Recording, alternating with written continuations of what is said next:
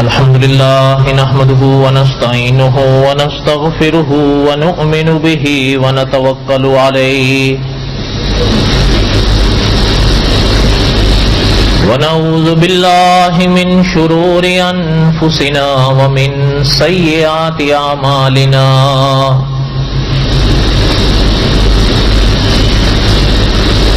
من يهده الله فلا مضل له ومن يضلله فلا هادي له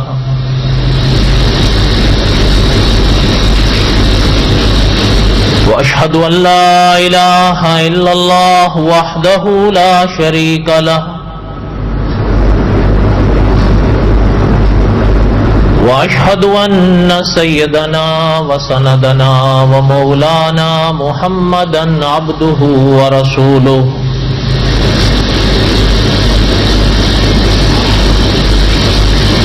أما بعد أعوذ بالله من الشيطان الرجيم بسم الله الرحمن الرحيم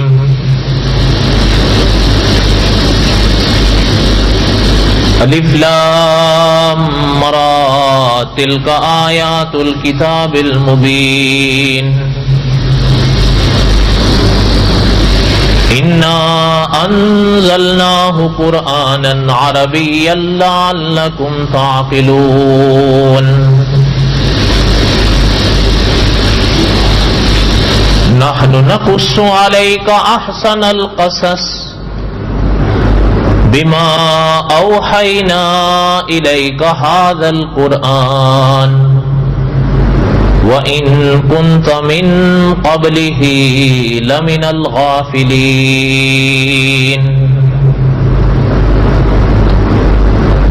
اذ قال يوسف لأبيه يا أبت إني رأيت 11 كوكبا والشمس والقمر رأيتهم لي ساجدين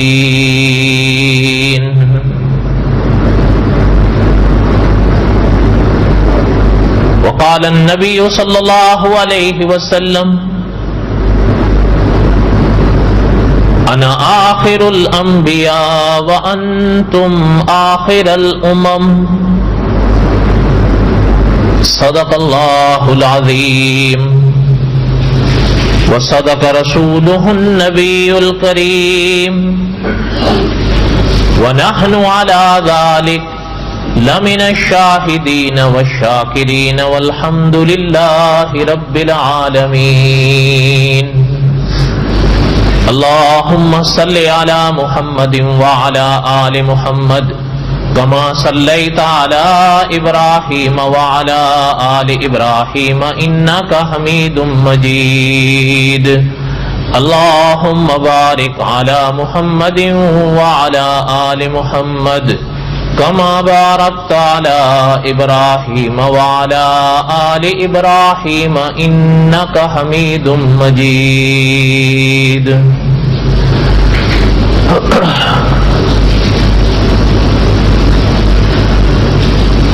ہمہ قسم کی حمد و ثنا اللہ ذات لم یزل لا یزال کی پاک ذات کے لیے صدق دل سے لا تعداد مرتبہ درود و سلام امام الانبیاء حضرت محمد رسول اللہ صلی اللہ علیہ وسلم کی پاک ذات کے لیے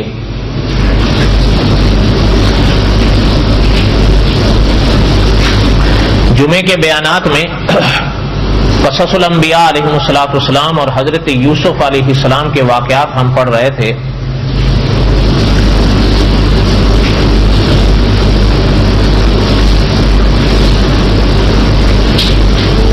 مقصد یا معنی یہ ہوتا ہے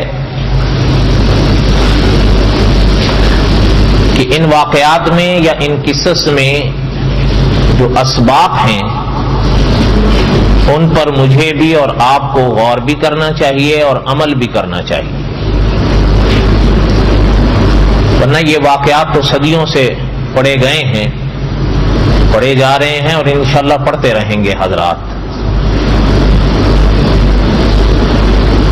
لیکن مولانا رومی فرمایا کرتے تھے کہ یہ نہیں ہونا چاہیے کہ نشستن بگفتن کے برخاستن، یہ تو ہو ہی رہا ہے دنیا میں باہر.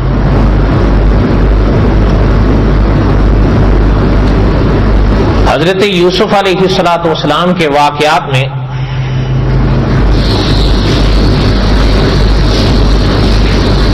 ہم یہاں تک پڑھ پائے تھے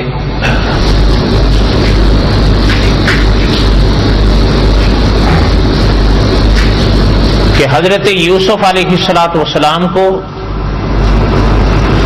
اللہ تعالی کی طرف سے حکم یا اجازت آئی تھی کہ اب اس پردے کو اٹھا دیں اور اپنے آپ کو، اپنے تعارف کو، اپنی پہچان کو ان کے آگے واضح کر. حضرت یوسف علیہ الصلوۃ والسلام نے اپنا تعارف کرایا کل، اور بہرحال بقول صاحب قصص الانبیاء کے اب وہ جو بھائی آئے تھے ان کی بھی وہ آخر وغیرہ تو سب ختم ہو گئی، اور بہرحال مولانا عبد الرحمان صاحب یا دوسرے اکابر نے جو لکھا ہے قرآن پاک کی آیت کی روشنی میں کہ انہوں نے اقبال جرم کیا، اپنا قصور مانا اور اپنے آپ کو خطاوار مانا. خیر بہرحال ان آیات پر ہم سابقہ درس میں بڑی تفصیل کے ساتھ بات کر چکے ہیں. اب آگے چلیں. جب یہاں تک حضرت یوسف علیہ الصلوۃ والسلام کے واقعات قرآن پاک میں آئے اور اگلی منزل کی طرف جو روشنی قرآن پاک ڈالتا ہے، علماء نے اس روشنی کے نور سے لکھا ہے کہ حضرت یوسف علیہ الصلوۃ والسلام نے اپنے بھائیوں کو معاف بھی فرمایا اور یہ بھی فرمایا کہ ہم اللہ سے بھی تمہارے لیے بخشش کی دعا مانگیں گے، اور اس عقیدے کو بھی پیغمبر علیہ السلام نے تازہ فرمایا کہ اللہ ہر مہربان سے بڑھ کر مہربان. اور بڑی عجیب و غریب باتیں ملتی ہیں کہ حضرت یوسف علیہ الصلوۃ والسلام نے اس موقع پر کوئی طعنہ یا کوئی وہ پرانی بات بطور شکوہ شکایت کے نہیں دہرائی، بس قد من اللہ علینا، یہ پاک جملہ ارشاد فرمائیں.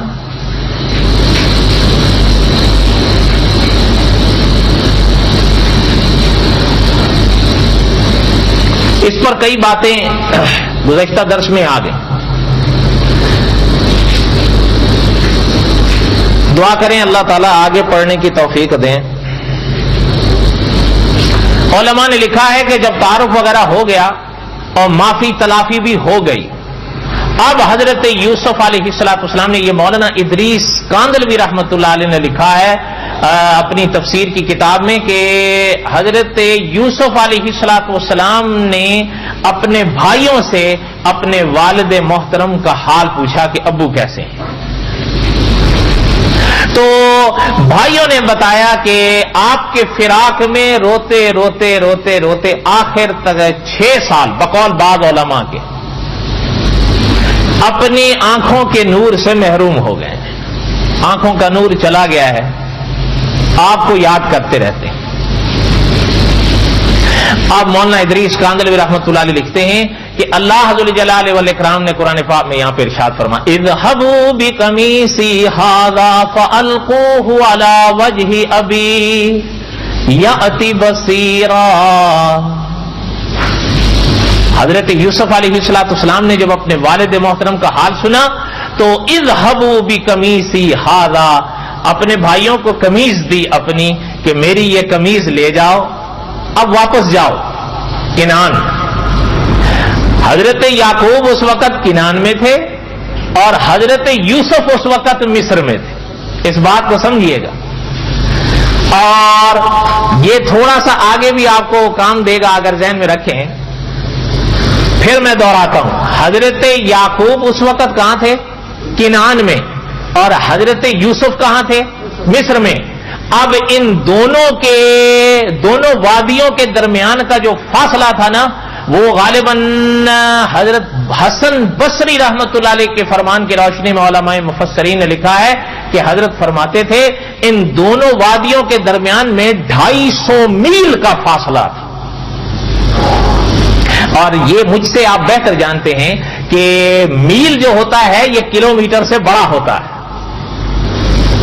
250 میل کا آپ اندازہ لگا لیں کہاں تک بنتا ہے. مثال کے طور پر آپ اور ہم اس جزیرے میں ہیں تو کم و بیش یہاں سے اگر ہم جاؤ شہر کا اندازہ لگائیں تو اور تقریباً 50 میل بن جاتا ہے. اب اس پر مزید 200 میل آپ اور جمع کریں. اتنا فاصلہ تھا دونوں والد اور بیٹے کے درمیان. یہ بات سمجھ آئی؟ اب یہ یاد رکھنا آگے کام آئے گی انشاءاللہ. اب اپنے بھائیوں سے فرمانے لگے کہ اذهبوا بقمیصی ھذا فالقوه علی وجه ابی یأتی بصیرا. فرمایا میری یہ قمیص لے جاؤ اور ہمارے ابو کے چہرے پر ڈال دینا. جب میری یہ قمیص ابو کے چہرے پر ڈالو گے تو ابو کے آنکھوں کا بجھا ہوا نور روشن ہو جائے. صاف پیغمبر نے فرما دی. اچھا، یہاں پر کئی طرح کے سوالات پیدا ہوئے ہیں، لیکن بڑی ایک واضح سی بات ہے، یا ایک اس کا خلاصہ پڑھ لیں تھوڑا سا کہ اذهبوا بقمیصی ھذا فالقوه علی وجهی. یہ جو حضرت یوسف علیہ السلام نے ارشاد فرمایا نا، توجہ ہے میری طرف. بعض اکابر نے لکھا ہے کہ اچھا یہ تو ہم نے شاید سابقہ درس میں تھوڑا پڑھا بھی ہے اور ابتدائیہ میں بھی پڑھا تھا کہ علماء کی زبان میں ایک انبیاء علیہ السلام کے قصص میں ایک لفظ آتا ہے یا صورتوں کے مواقع پر آتا ہے کہ عمود قصہ. شاید اگر آپ کو یاد ہو تو ابتدائیہ میں ہم نے کافی تفصیل سے شاید اس حصے کو پڑھا تھا. یہ حضرت یوسف علیہ السلام کے واقعات کا عمود ہے حضرت یوسف کی قمیص. آپ غور فرمائیں کہ قرآن کریم میں بعض بار اس کا ذکر آتا ہے اور اب اس بڑے موقع پر بھی آ رہا ہے اذهبوا بقمیصی ھذا. اب یہ حضرت یوسف کی قمیض ہے. اس کے بارے میں اکابر نے لکھا ہے اپنا مفتی شفیع صاحب رحمۃ اللہ علیہ اور علماء نے بھی لکھا ہے. مفتی شفیع صاحب رحمۃ اللہ علیہ اپنی تفسیر کی کتاب تفسیر معروف القرآن میں 5ویں جلد میں حضرت نے یہ واقعہ لکھا ہے اور علماء مفسرین نے بھی لکھا ہے. میں تفسیر معروف القرآن کے حوالے سے پڑھتا ہوں، سنیں. حضرت نے لکھا ہے کہ بعض اکابر نے لکھا ہے یہ اصل میں سوال پیدا ہوا کہ اس قمیص کی تفصیل کیا ہے. اسی کے ضمن میں ہے یہ واقعہ. بڑے عجیب و غریب واقعات ہیں، انسان کبھی کبھی پڑھتا ہے دنگ رہ جاتا ہے. اور یعنی ہو سکتا ہے آپ کو تو نہیں یاد ہو، ہمارے ہند میں ایک بڑے مایا ناز عالم گزرے ہیں، حال میں ان کا انتقال ہوا، مولانا ابو بکر غازی پوری رحمہ اللہ. اللہ تعالیٰ کروڑ رحمتیں ان کی قبر پر نازل فرمائے.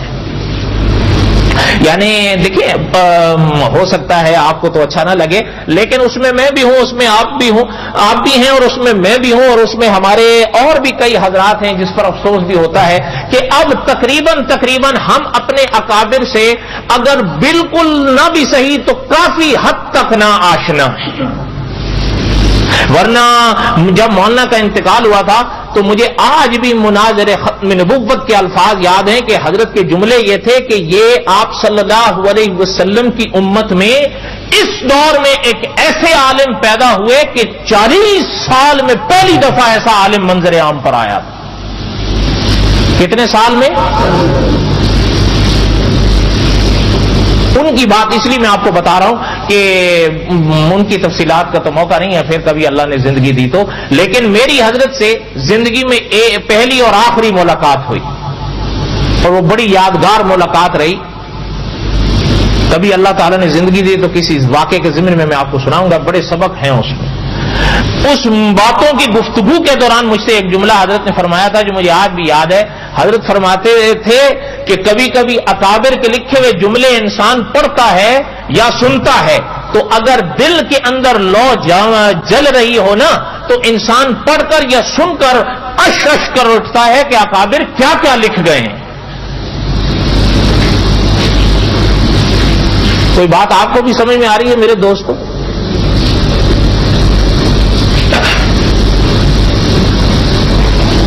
مفتی شفیع صاحب رحمۃ اللہ علیہ نے لکھا، غالباً امام قرطبی رحمۃ اللہ علیہ کے حوالے سے، کہ یہ جو قمیص تھی اذهبوا بقمیصی، جس پاک آیت میں جس قمیص کا ذکر آ رہا ہے، وہ فرماتے ہیں یہ کوئی عام قمیص نہیں تھی. ایک لحاظ سے تو خاص تھی، ایک اور لحاظ سے بھی خاص تھی. وہ کیا؟ وہ فرماتے ہیں کہ یہ قمیص وہ تھی جب حضرت یوسف علیہ السلام کے پردادا کو نمرود نے آگ میں ڈالا تھا. حضرت یوسف کے پردادا کون تھے؟ حضرت ابراہیم تھے نا. حضرت اسحاق حضرت یوسف کے والد تھے، حضرت یعقوب حضرت یوسف کے والد تھے، اور حضرت اسحاق حضرت یوسف کے دادا تھے، اور حضرت ابراہیم حضرت یوسف کے پردادا. تو علماء نے لکھا ہے کہ جب نمرود نے حضرت کو آگ میں ڈالنا چاہا تھا تو اس سے پہلے لباس چھین لیا تھا، برہنہ کر دیا تھا. یہ علماء نے لکھا ہے.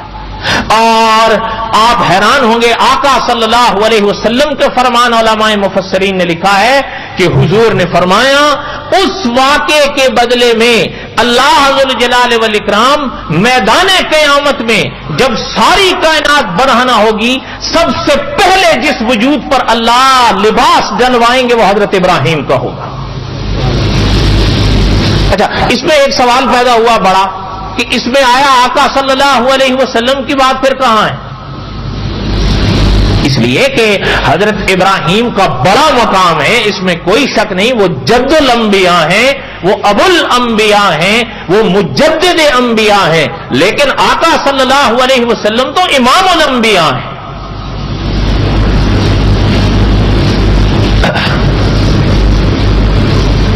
ہمارے ملک میں اس وقت بھی ایک عالم ہے،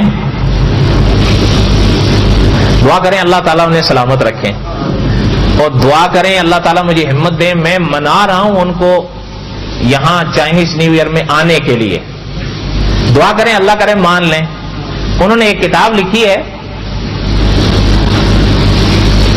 قیامت کے ہولناک مناظر، اس کتاب کا نام ہے. اگر میرے ساتھ کہہ دیں قیامت کے ہولناک مناظر، بڑی عجیب کتاب ہے.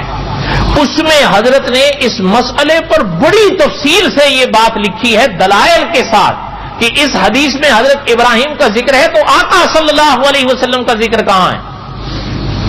اور پھر آقا صلی اللہ علیہ وسلم کی شان جو آقا صلی اللہ علیہ وسلم کو اللہ نے دی ہے اس میں کوئی شبہ بھی نہیں ہے. تو آیا پھر اس بات کا حل کیا ہے؟ حضرت نے بڑی تفصیل سے لکھا ہے. انشاءاللہ اللہ نے اگر زندگی دی تو اپنے موقع پر آئیں گی وہ تفصیلات.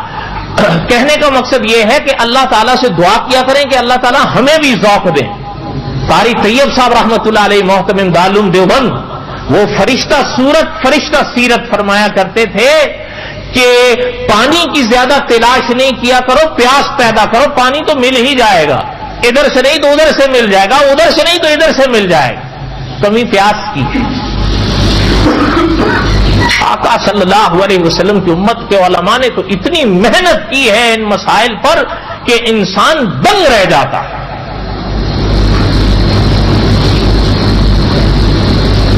مفتی شفیع صاحب رحمۃ اللہ نے لکھا کہ جب علماء نے لکھا ہے جب یہ نمرود نے حضرت ابراہیم علیہ السلام کو آگ میں ڈالنا چاہا تو لباس حضرت کا لے لیا اور حضرت ابراہیم کو بغیر لباس کے جو کہ برہنہ کیا.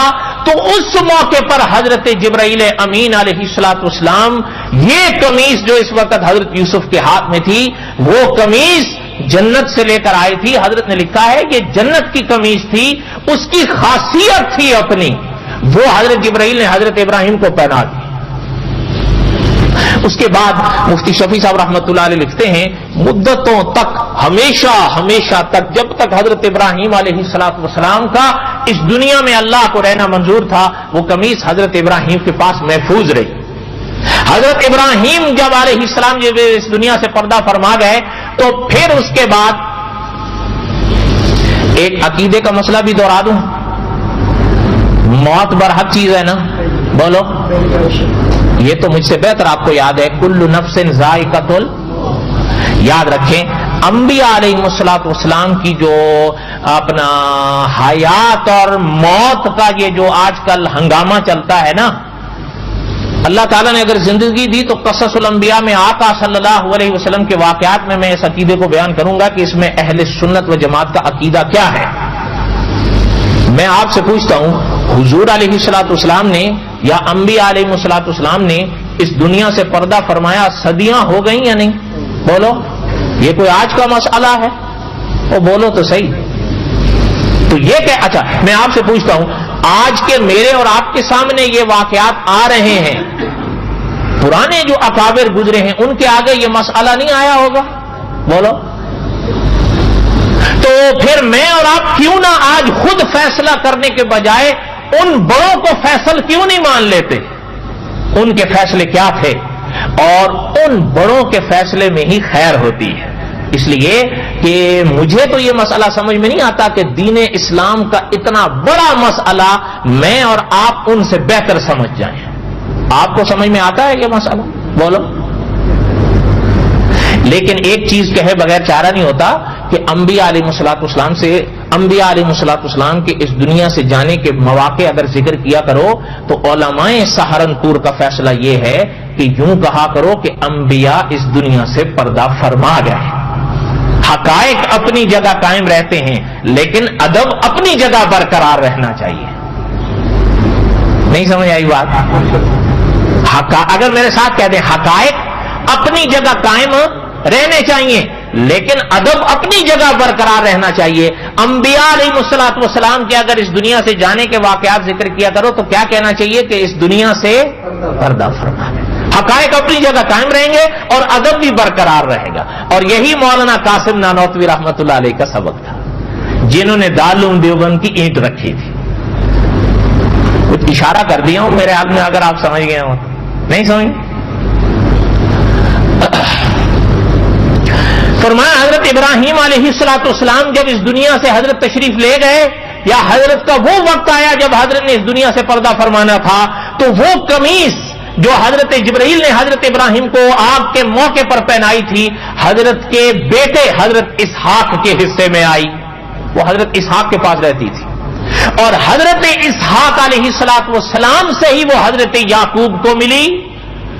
اور علماء مفسرین نے لکھا ہے کہ جب حضرت یعقوب علیہ الصلوۃ والسلام کو ملی اور حضرت یوسف کی پیدائش ہوئی تو اپنے موقع پر حضرت یعقوب علیہ الصلوۃ والسلام نے اس کو عین ایک نلکی میں سمو کر بالکل ایسے, بعض اکابر نے کھول کے لکھا بالکل ایسے جیسے آپ اور ہم کسی تعویذ کو ادب سے بناتے ہیں, ایسے نلکی بنا کر تبرک کے طور پر حضرت یوسف کے گلے میں لگاتے ہیں.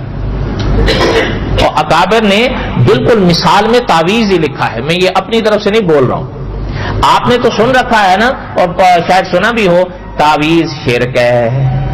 سنا ہے یا نہیں سنا ہے؟ تو بولو تو صحیح, سنا ہے نا. اور آج تو جو ہے نا جی کہ اللہ معاف کرے, اللہ معاف کرے, مجھے ابھی یاد ہے, یعنی کوئی بیچارہ اگر پہنا ہو تو سامنے مجھ جیسا جو ہو نا اناڑی, اس کے پاس اس کے لیے مشرک سے نیچے کا کوئی فتویٰ ہوتا ہی نہیں. یعنی حقیقت یہ ہے جو مدرس حرم فرماتے ہیں کہ ہم تبلیغ کر کے تو ایک آدمی سدھار نہ سکیں, لیکن کسی کے گلے میں اگر تعویذ پہنا ہوا ہو تو ہزاروں کو مشرک اپنے دماغ میں بنا دیں. اللہ تعالیٰ نے اگر موقع دیا تو انشاءاللہ ہم پڑھیں گے کہ یہ تعویذ کا بھی کیا شرعی مسئلہ ہے. اللہ نے اگر زندگی دی تو اپنے مواقع پر یہ چیزیں آئیں گی. لیکن یہ بات اکابر نے لکھی ہے, وہ مفتی شفیع صاحب رحمۃ اللہ علیہ جیسے عالم نے لکھی ہے کہ جیسے تعویذ ڈالا جاتا ہے, حضرت یعقوب نے اس قمیص کو سمو کر, بنا کر, سجا کر بالکل نلکی میں حضرت یوسف کے گلے میں ڈال دیا. اچھا, اب اکابر نے فرمایا کہ جس وقت حضرت یوسف کو بھائیوں نے کنویں میں پھینکنا چاہا تو جو قمیض حضرت یوسف نے پہن رکھی تھی وہ تو اتار لی. کیوں اتار لی؟ اس لیے کہ یہ آپ کو یاد ہوگا کہ اس پر تو انہوں نے جھوٹا خون لگا کر والد کے آگے پیش کرنا تھا, لیکن وہ تو گلے میں تھی نا. اب اکابر نے فرمایا کہ اب جیسے ہی وہ قمیض اتاری اور حضرت یوسف کو کنویں کی نظر کیا، ادھر سے حضرت جبرائیل امین آئے علیہ السلام. علماء نے لکھا ہے کہ حضرت نے اس نلکی سے وہ قمیض نکال کر حضرت یوسف کو کنویں میں پہنا دی، اور پھر اس کے بعد وہ قمیض حضرت یوسف کے پاس رہی.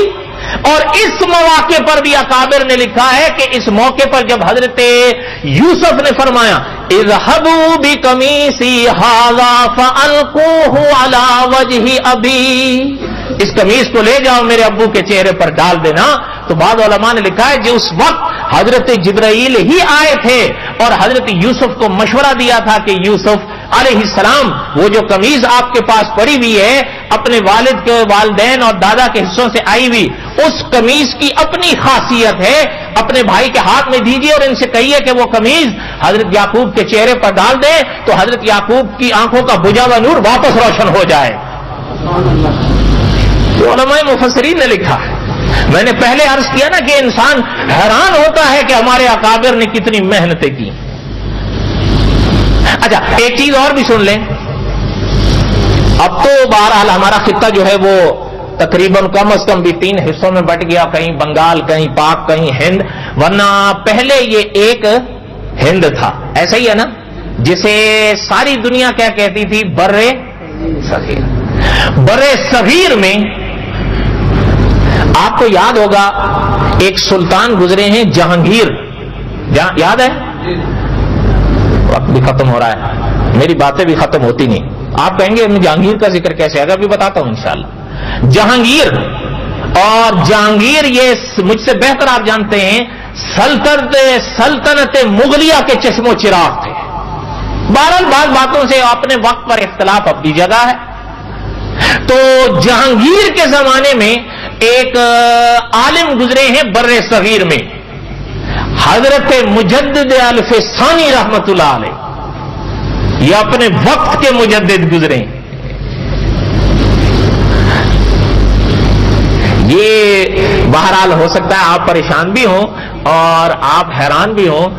ہمارے زمانے میں ایک مسئلہ بڑا ہنگامی چلا اور چلتا ہے اور شاید اب چلتا رہے گا، کیونکہ اب بہرحال حالات ایسے ہیں کہ شیعہ کا شرعی مسئلہ کیا ہے. یہ کیا ہے؟ آیا مسلمان ہیں یا؟ بولو تو صحیح. یہ ہے نا بڑا ہنگامہ. مجدد الف ثانی رحمت اللہ علیہ کے زمانے میں علماء ما وراء النہر کا ایک فتویٰ آیا تھا شیعہ کے بارے میں. وہ تاریخ میں آج بھی ملتا ہے، جس سے شیعہ نے اختلاف کیا تھا کہ علماء ما وراء النہر کا فتویٰ غلط ہے. اس زمانے میں آپ حیران ہوں گے، انسان حیران ہوتا ہے کہ اس کلندر نے، اس بوریا نشین نے، جنہیں دنیا مجدد الف ثانی کہتی ہے، علماء ما وراء النہر کے فتوے کا ساتھ دیا تھا. بڑی حیرانگی ہوتی ہے، کیا لوگ تھے وہ. ہمارے اکابر فرماتے تھے ہم پڑھتے ہیں ان کو تو حیران ہوتے ہیں کہ وہ لوگ سوائے خدا کے کسی سے ڈرتے ہی نہیں تھے. ان کو ایک ہی احساس آتا تھا کہ قیامت کے دن ہم نے کسی گاؤں کو، کسی ملک کو، کسی بادشاہ کو جواب نہیں دینا، ہم نے اس کو جواب دینا ہے. اور یہی وجہ ہوتی تھی جو ان کے سنگ لگ جاتے تھے نا وہ تر جاتے تھے. ایک تو آپ کے ہمارے ہاں بڑا مشہور محاورہ ہے نا، چنگے سنگ ترے. کیا لوگ تھے. خیر مجدد الف ثانی رحمت اللہ علیہ کی جو بات آپ کو بتا رہا تھا کہ مجدد الف ثانی رحمت اللہ علیہ کے آگے یہی مسئلہ پیش ہوا اس زمانے میں حضرت یوسف کی اس قمیص کا. تو مجدد الف ثانی رحمت اللہ علیہ نے تو تحقیق یہ پیش کی تھی کہ بھائی بات یہ ہے، یہ واقعات تو کتابوں میں ہیں، اپنی جگہ ہیں، لیکن حضرت یوسف علیہ السلام کا پاک وجود خود جنت کی شے تھا. اگر حضرت یوسف کے پاک وجود کے ساتھ لگنے والے کسی بھی کرتے میں یہ نور آ جائے تو اس میں حیرانگی کی کون سی بات. حضرت یوسف کا وجود تو حضرت یوسف کا وجود تھا، اس میں اتنا پریشان ہونے کی کیا بات ہے. حضرت یوسف کا وجود کوئی عام لوگوں کا وجود تو نہیں تھا، وہ خود جنت کا وجود تھا. ہو سکتا ہے آپ تو شاید نہ مانے، ہمارے ایک اکابر تھے وہ فرمایا کرتے تھے کہ حضرت یوسف کا جو پاک وجود تھا نا اس میں اللہ ذو الجلال والاکرام نے 70% جنت کی مٹی استعمال کی تھی. ہو سکتا ہے مانے نہ مانے، بہرحال اب ہم یہ تو نہیں کہتے کہ جی آپ مانے ہی مانے، لیکن ہم تو اپنے اکابر کے ان جملوں کے ساتھ اتفاق کرتے ہیں، اس لیے کہ انبیاء ہوتے ہیں علیہ السلام. تو بہرحال یہاں تک کوئی بات سمجھ میں آئی ہے؟ اذهبوا بقميصي هذا فألقوه على وجه أبي يأتي بصيرا. حضرت یوسف نے فرمایا جا کر اس قمیص کو میرے والد محترم کے چہرے پہ ڈال دینا، ان کی آنکھوں کا بجھا ہوا نور روشن ہو جائے گا. وَأْتُونِي بِأَهْلِكُمْ أَجْمَعِينَ، اور اس کے بعد اپنے تمام گھر والوں کو لے کر میرے ہاں آ جانا. اچھا، یہاں پر والد کا ذکر نہیں فرمایا کہ والد کو میرے پاس لے آنا، کیا فرمایا اپنے بھائیوں سے کہ وَأْتُونِي، اپنے گھر والوں کو میرے پاس لے آنا. والد کا نکھیڑ کے ذکر نہیں فرمایا. علماء نے لکھا اس لیے کہ والد کا نکھیڑ کر یوں فرماتے کہ والد کو میرے پاس لے آنا، یہ ادب کے تھوڑا خلاف محسوس ہوتا ہے، اس لیے بات ضمن میں آ گئی تو آ گئی. اس لیے کہ پتہ تھا حضرت یوسف کو کہ جب حضرت یعقوب کو میرا پتہ لگے گا تو وہ آئیں گے ہی آئیں گے. رہ گیا مسئلہ حضرت یوسف خود کیوں نہیں گئے؟ اب تو پتہ چل گیا تھا نا تو آئے، اور اب تو اجازت بھی ہو گئی تھی، گئے کیوں نہیں؟ انشاءاللہ اس سوال کا جواب انشاءاللہ اگلے جمعہ دیں گے. آؤ گے؟ اور بولو تو صحیح. اور انشاءاللہ اگر اللہ تعالیٰ نے زندگی دی تو یہاں سے بقیہ تک قصہ سیدنا یوسف علیہ السلام آئندہ جمعہ پڑھیں گے. اللہ تعالیٰ آپ کے ہم سب کے حامی و ناصر ہوں. وما علینا الا البلاغ المبین. سنتیں پڑھ